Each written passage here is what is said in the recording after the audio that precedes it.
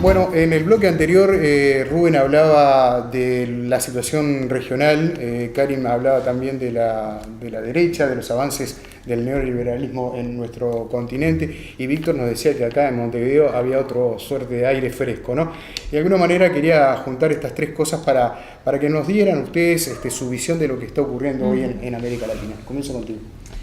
Bueno, una de las preocupaciones que nosotras tenemos es claramente la persecución que sufren los líderes, las líderes que defienden los derechos de los pueblos, como decíamos, y sus territorios.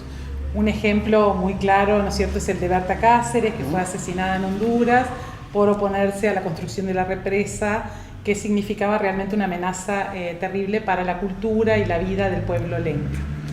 Esto pasa hoy en Brasil también, ¿no es cierto?, en que tenemos un desastre ambiental que en realidad es un crimen ambiental perpetrado por la empresa Vale, que anteriormente ya había provocado un crimen del mismo tipo con la empresa BHP Billington al colapsar una de las represas de desechos de una mina.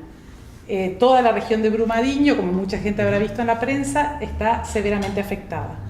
Pero además los líderes, las líderes del movimiento que han defendido los ríos, históricamente que han defendido esos territorios, están siendo perseguidos hoy en Brasil.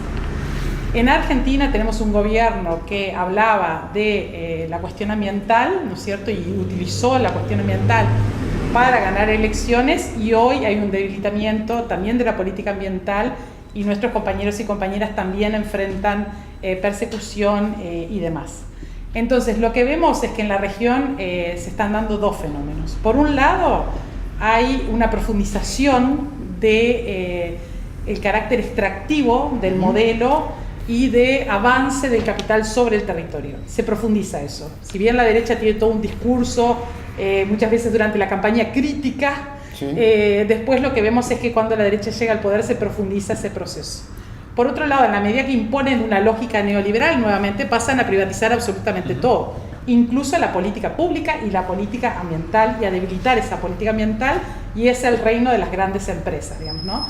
Entonces, y por otro lado, esto que decimos de la criminalización. Entonces, es el peor escenario que podemos pensar, y en la región, en ese sentido, decimos, bueno, lo que hay que pelear es para que más y más los movimientos sociales, unidos, articulados, podamos realmente ejercer nuestro derecho a la política, digamos, ¿no?, a definición de las políticas públicas y demás. Y en ese sentido es algo que tenemos que avanzar en Uruguay, pero debemos reconocer que en Uruguay hay una situación muy distinta a la de otros países en América Latina, que nosotros y nosotras siempre decimos, como redes hemos sido muy críticos de muchas políticas y de muchos procesos de gestión del territorio, pero no estamos perseguidos, no estamos perseguidas, ¿no? Entonces, eso es una diferencia fundamental. Cómo seguir construyendo una sociedad democrática donde se respete al decir de los movimientos sociales, donde se abra más espacio a los movimientos sociales para la formulación y el control de la política pública, pero reconocemos que acá tenemos una situación muy distinta a la de otros países de la región. Víctor. Mira, nosotros lo que vemos cada día es que vamos a tomar Europa. Europa nos venden, cayó el muro de Berlín, que tenía 160 kilómetros. El muro de Europa, alrededor de Europa, para evitar la migración es de 1000 kilómetros hoy día. Y ni qué decir el muro de Estados Unidos que está levantando Trump. Esa gente cree que sus regiones o sus países van a ser sostenibles, dando ojos cerrados al mundo. El concepto de sostenibilidad no puede ser parcial.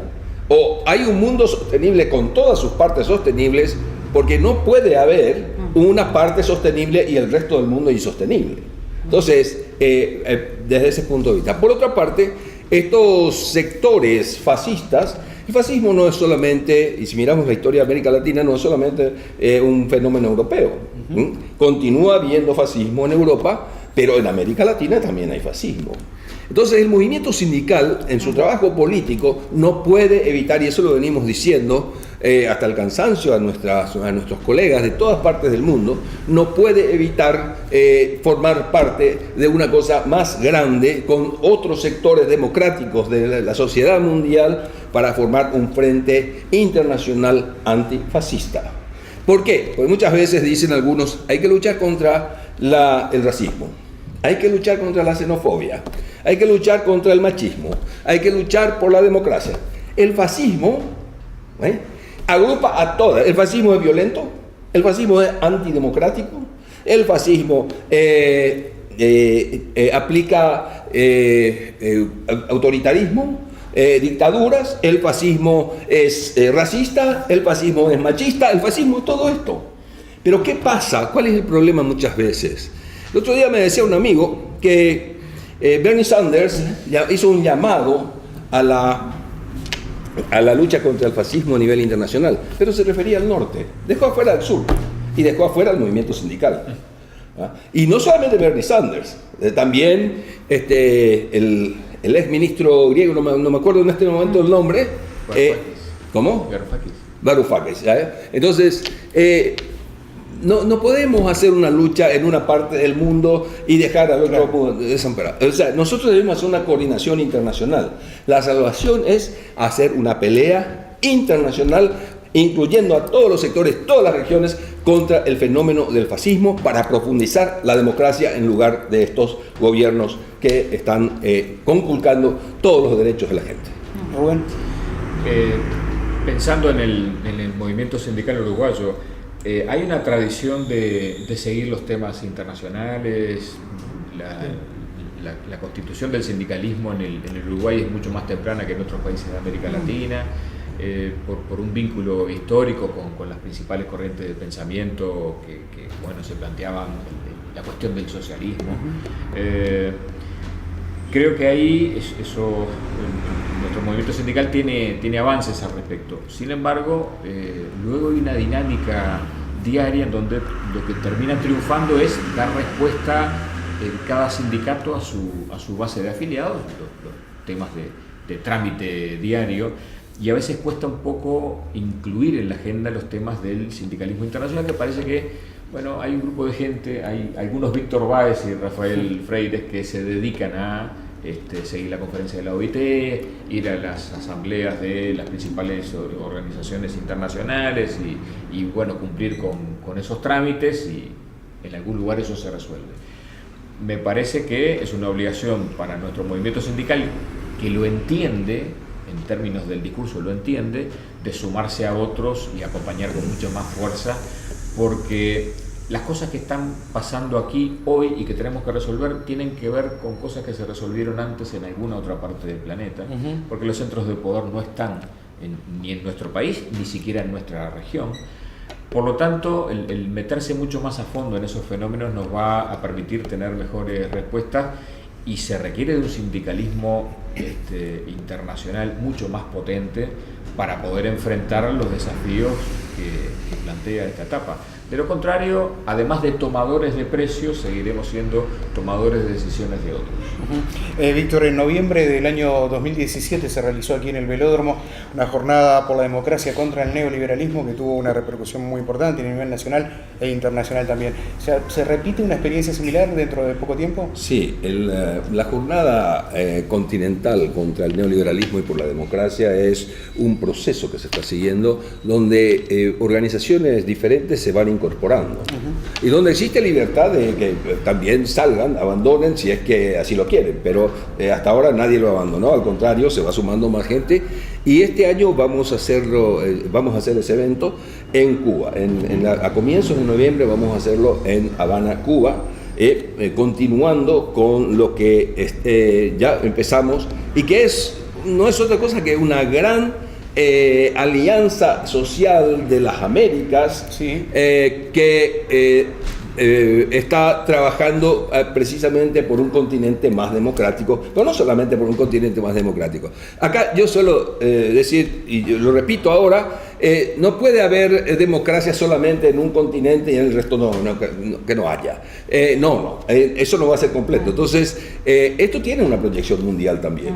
Y tenemos el orgullo que desde las Américas nosotros estamos proponiendo ese ejemplo de alianzas con otros sectores. El movimiento sindical internacional es fuerte, pero nunca va a ser lo suficientemente fuerte sino entra en alianza con otros sectores que buscan la misma cosa, que buscan un futuro mejor, un mundo mejor, para combatir con quienes solamente quieren ganar dinero hoy, no importa lo que pase con el mundo mañana. Claro, de alguna manera se traza una hoja de ruta, Sí. Que marcó, por ejemplo, lo que fue la presencia de organizaciones sociales en el G20 en Argentina, que se Claro. realizó el año pasado. Claro, claro.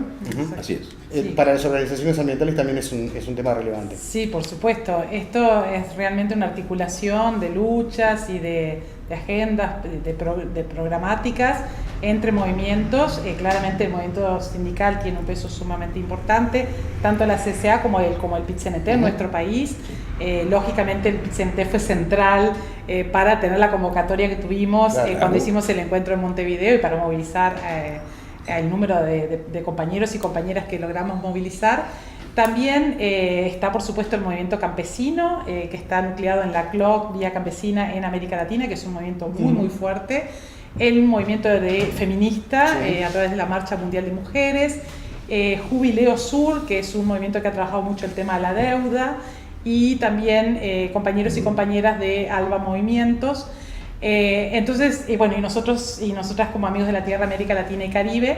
Entonces lo que tenemos es claramente una articulación que, como dice Víctor, es un proceso, no es solamente estos encuentros, pero vamos construyendo agendas comunes mediante este proceso y también fortaleciendo la solidaridad internacional. Una de las cosas que más eco ha tenido aquí en Uruguay a partir del encuentro de las jornadas es justamente cómo construir solidaridad con los compañeros y compañeras de Brasil, con el pueblo venezolano, etcétera. Cómo vamos construyendo solidaridad con nuestros pueblos hermanos, entendiendo que cualquier cosa que pase en nuestro continente es algo que nos afecta a todos y a todas, y que la defensa de la democracia es realmente fundamental hoy en este continente, y también la lucha contra el neoliberalismo. Y como dice Víctor, con esta proyección también internacionalista de cómo vamos a hacer para realmente frenar el avance del fascismo y de la derecha a nivel internacional. Hay una tarea importante también de las organizaciones no gubernamentales. Sí, la hay, pero me quedaba colgado en este evento de lucha contra el neoliberalismo. El neoliberalismo no solo es un programa de ajuste económico, se ha erigido como una cultura dominante. Y yo creo que tenemos por delante una batalla de tipo cultural para producir una transformación. Si nosotros nos mantenemos dentro de la lógica de la sociedad de consumo, en donde la lógica es producir más, acá algunos líderes políticos en algún momento lo han señalado, estamos todo el día pensando en cuántas horas más agregar de trabajo para poder tener unos ciertos ingresos, para poder comprar unas cosas que luego las tenemos que volver a cambiar. Eso es una dinámica absolutamente perversa. Con relación a las ONGs, hay ONGs de un trabajo muy largo y magnífico. Creo que en algunos países han cumplido un rol muy importante y en otros, y esta es una tarea para Víctor seguramente, a veces son los que hablan en representación de los trabajadores por debilidades en el movimiento sindical.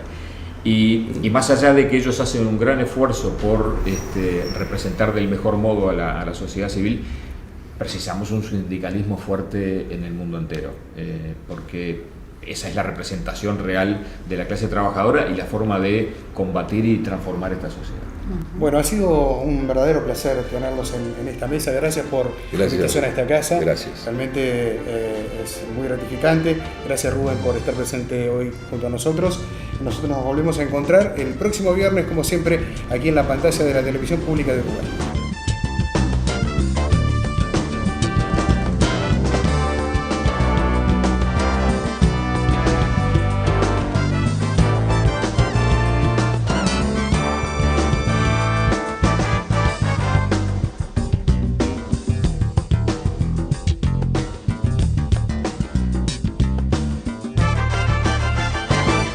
Son dedos,